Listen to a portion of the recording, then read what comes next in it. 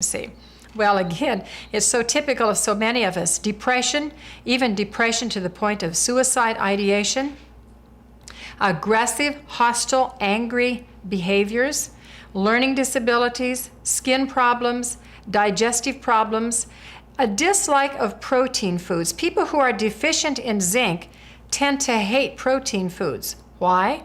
Because zinc is used in the digestive system. It's actually used to digest proteins. And when you don't have enough zinc, your body cannot digest it, and so you don't want it. I had an interesting client a number of years ago who was struggling with just eating the junkiest carbohydrates you can imagine. This was a young child, actually, about 10 to 12 years old. She would come home from school every day, have a bowl of cereal. All she wanted for dinner at night was a plate of pasta. She had cereal for breakfast. This is what she ate, basically 24 hours a day. And her mother was nearly frantic, knowing that this child was struggling with malnutrition. And she would not eat any protein foods, and we did a hair analysis of her and found that she was zinc deficient. And within about 6 weeks, this was a child who was now craving tuna fish and chicken and meat. Her body was starving to death. But once we got her zinc status restored to normal levels, she was able then to again enjoy protein foods. Now, interestingly enough, this child was also struggling with a misperception of her body image. It was a child who was very thin, very tall, and very slender. And yet she perceived herself as being very, very fat. This was a child who was on her way to becoming anorexic or possibly bulimic.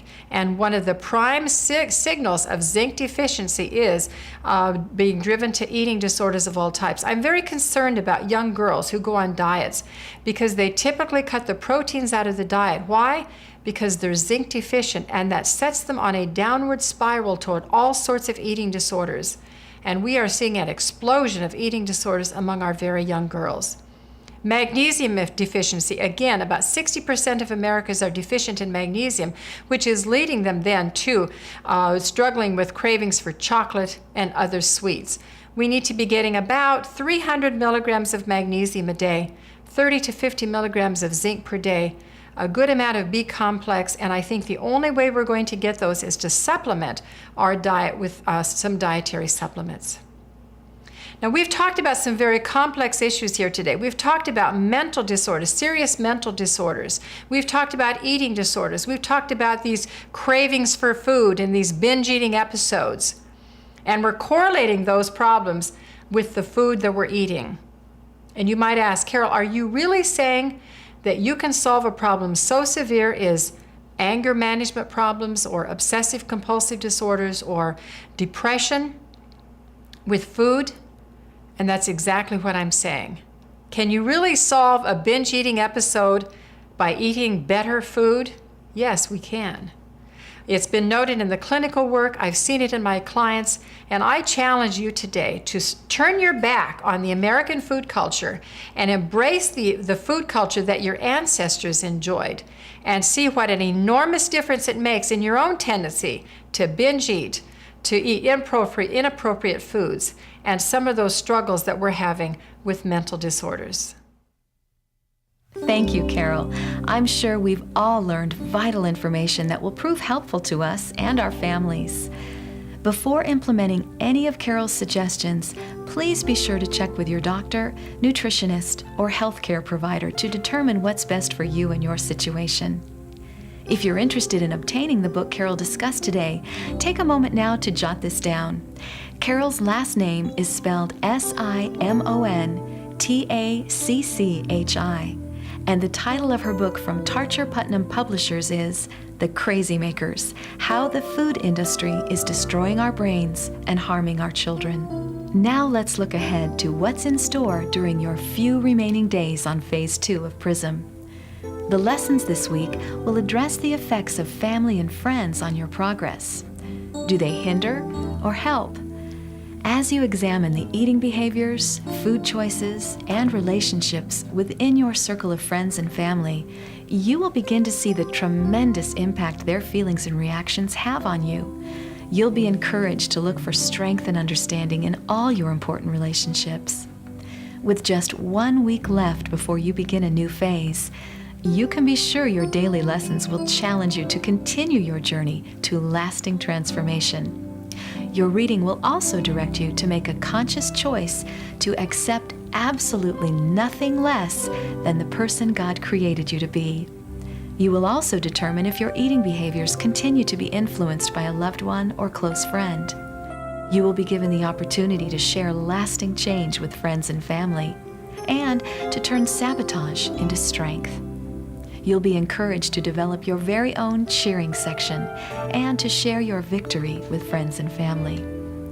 Your daily lessons this week will guide you to hold tight to your commitment and to the hope of lasting transformation. And finally, you will once again make the decision whether or not to climb on the scale and weigh yourself. Before Toni comes to share her valuable closing remarks, she wanted you to hear the Hillmans' wonderful testimony. Be encouraged by this very special couple who experienced the PRISM program together and then implemented a new pattern of healthy eating with their entire family.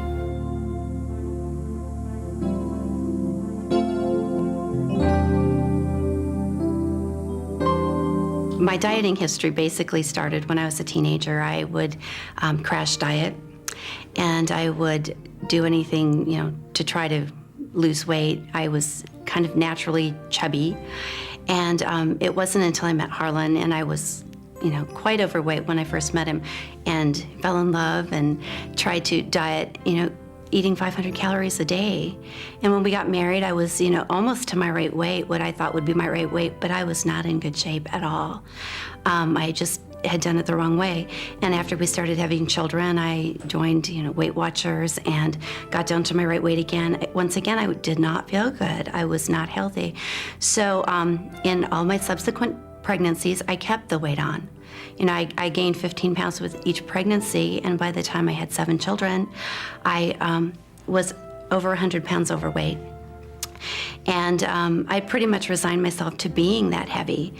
And when there was a little bulletin, little blurb in the bulletin about the PRISM weight loss program, I was interested somewhat in it, and I just thought, well, maybe not. And it had been probably a year after PRISM started at our church that I finally said, it's worth a try. I've seen some other women have success with it, so I thought, well, let's go for it. So I asked Harlan if he would go with me to the introductory meeting, and I learned about PRISM, and I thought it sounded like an excellent program.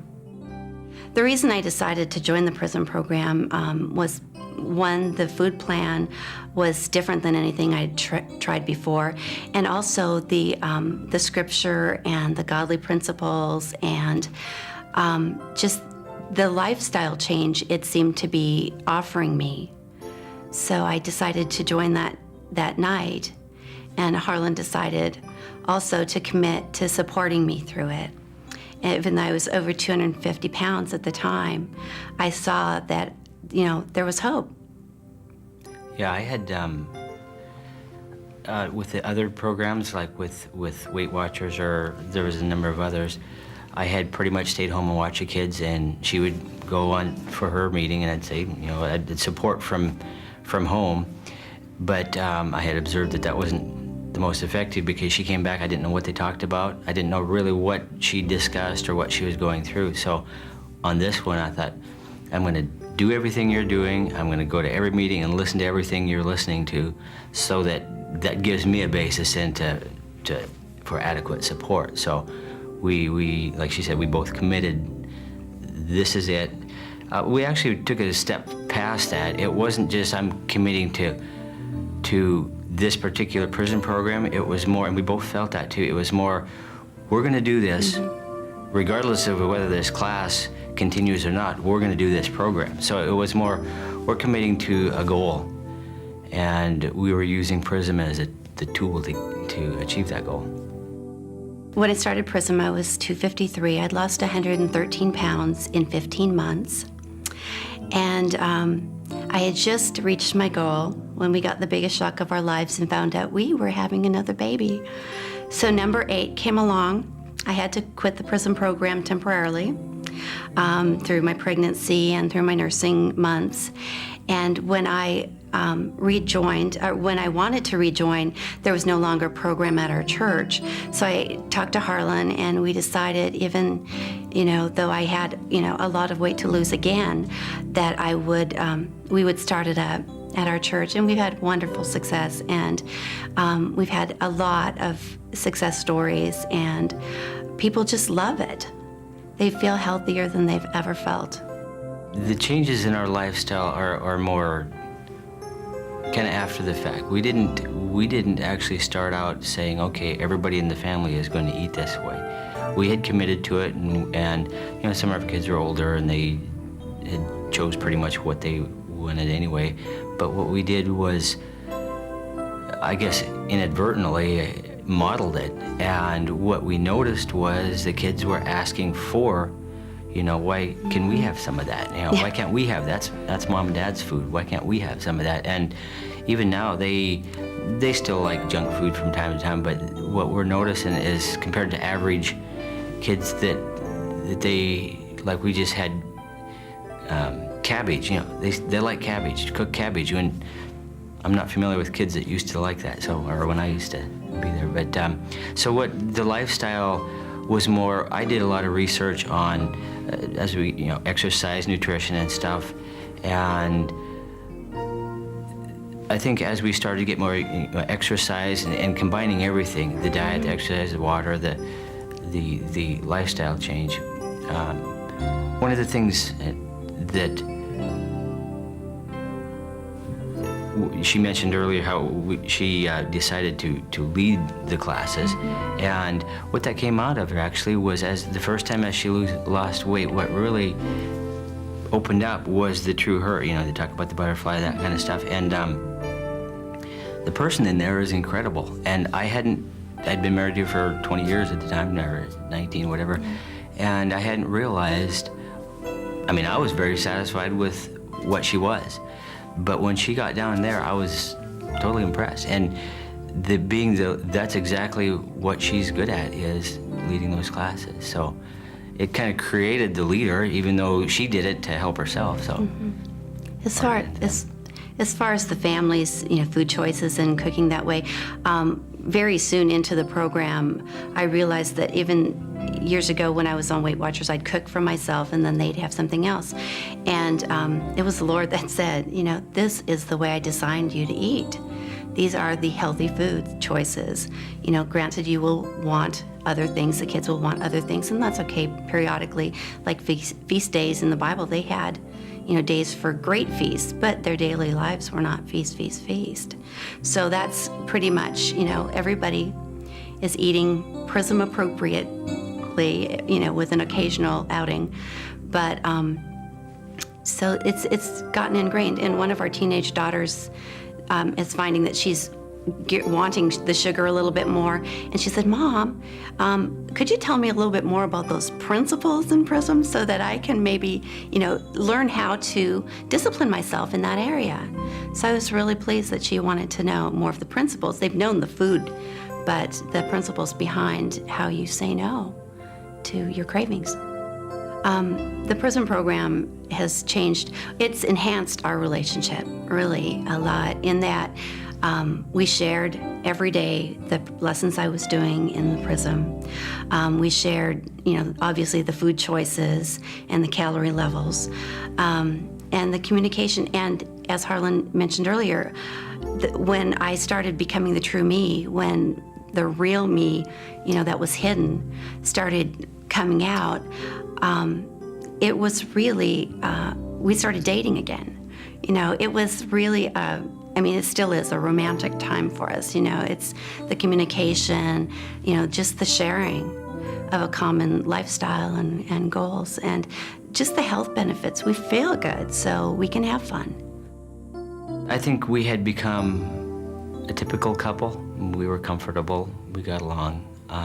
We didn't have any, major issues to deal with, but we didn't realize how much more there was if you are really who you're designed to be, and how much more you can experience life. And we had a trip to Michigan that was, she talked about romance. That that was right after it just happened to be her sister was getting married, so we flew back for the wedding, and kind of shocked everybody back And then, my mom actually. no hardly one back recognize there her. knew I was on the prison program. And I just thought, this is a personal thing for me, I'm doing this. And stepped off the plane, and it was just the two of us that went back for the wedding. And my mom didn't recognize me. And because I was 113 pounds lighter than the last time she'd seen me. Yeah, and so you go back and look at our relationship through there, just reading through the lessons each day, discussing and going through the stuff together. I mean, what my commitment was up front was to feel everything she felt, and I did. I didn't like it, but I did. There was one period where I think for about 3 or 4 weeks I was hungry, 24 hours a day, 7 days a week. I'd eat the right amount, but it didn't work. I was hungry, and I was getting. But so I've felt everything, the whole gamut of the anger, the denial, whatever steps there were. I did them, not voluntarily, but I did them. So the lifestyle change has really. It was a forced lifestyle change at first, and it's become part of our lives now. So and that's made a big difference. What an exciting time we have had together today. You have learned so much. I hope you have been encouraged by the many stories you've heard over the past 3 months. Stories from people just like you who are devoted to changing their lives and implementing the True You lifestyle. Now that you've reached this point in your own journey, you once again must make 2 important decisions. First, you must decide whether or not you want to weigh on a scale. How anxious are you to get back on the scale? How close do you believe you are to your right weight? The answer to those questions will give you a clue as to what to do. Again, I caution those of you who have had or continue to have an addiction or compulsive connection to the scale. If you suspect your expectations may be unrealistic, or if you have placed excessive credence in what the scale tells you, you could very well set yourself up for disappointment. Keep in mind that when you exercise faithfully, you add wonderful lean tissue, and muscle weighs 3 times more than fat. So it is conceivable to lose several inches and very little total body weight. I personally recommend that you continue to use your tape measure instead of your scale. However, those of you who really want to weigh may do so at the end of the week. But weigh yourself just once and then stay off the scale until the end of phase 3. The second decision set before you concerns whether or not to continue your weight loss journey into phase 3. I certainly hope you do continue, but whether or not you have reached your right weight, I give you my heartfelt congratulations for completing 3 successful months. What you have accomplished during your journey to the True You is no small matter. The awareness and understanding you have gained is giving you something you may have never had before: hope. You now believe the transformation taking place within you is real. The result of your transformation will be an abundant life, one of freedom, choice, and good health, physically, mentally, emotionally, and spiritually. I truly believe God cares about you and wants the very best for you. Along with this desire, He can give you the strength to achieve the best for your life. You can realize your dreams. Nothing is impossible if you are willing to seek the best. During phase 3, which is also known as the caution phase, you will address whether or not you are truly changing your lifestyle, or if you still view this program as just another temporary diet. During phase 3, the rubber meets the road.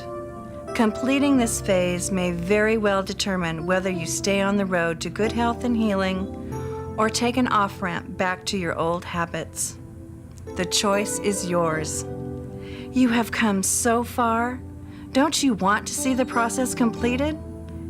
You have traveled the roughest part of the road. The goal before you gets clearer and closer each day. Stay on the road and reach your destination, the true you. Accept nothing less for yourself than the person God created you to be. I leave you now with scripture found in 1 Peter 1, 3-5. Blessed be the God and Father of our Lord Jesus Christ, who according to his great mercy has caused us to be born again to a living hope through the resurrection of Jesus Christ from the dead, to obtain an inheritance which is imperishable and undefiled and will not fade away, reserved in heaven for you, who are protected by the power of God through faith for a salvation ready to be revealed in the last time. Have a wonderful time of new hope and discovery with your lessons, and I will see you next week.